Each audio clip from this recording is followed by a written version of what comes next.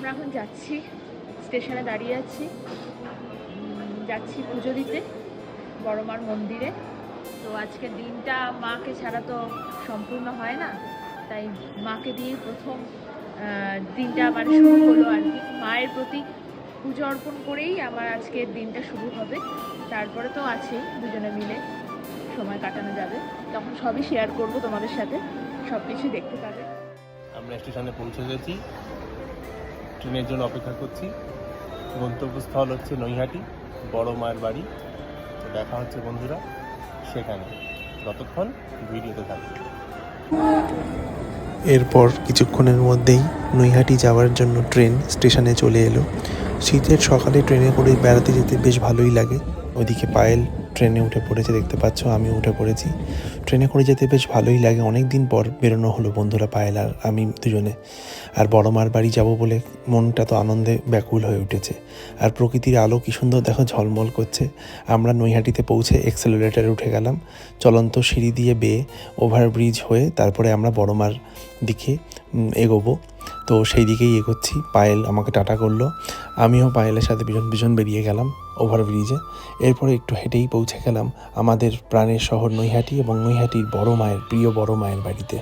বড় মায়ের বাড়িতে পৌঁছে তো মনটা ভরে গেল, এবং পৌঁছে দেখি সে কি ভিড়, যেন মানুষ উপচে পড়েছে।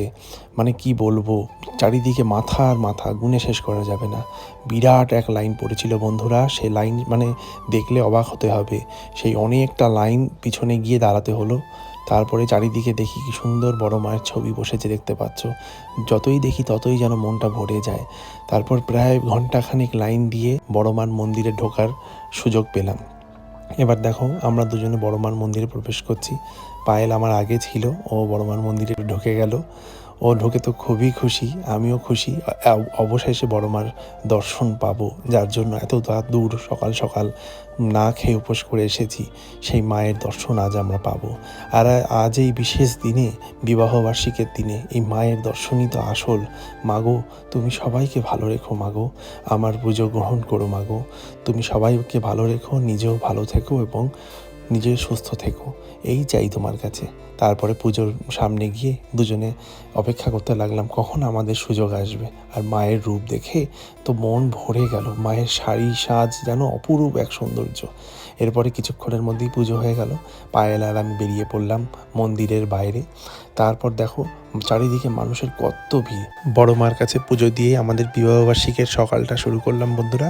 তো দেখা হচ্ছে পরের ভিডিওতে, ততক্ষণের জন্য টাটা।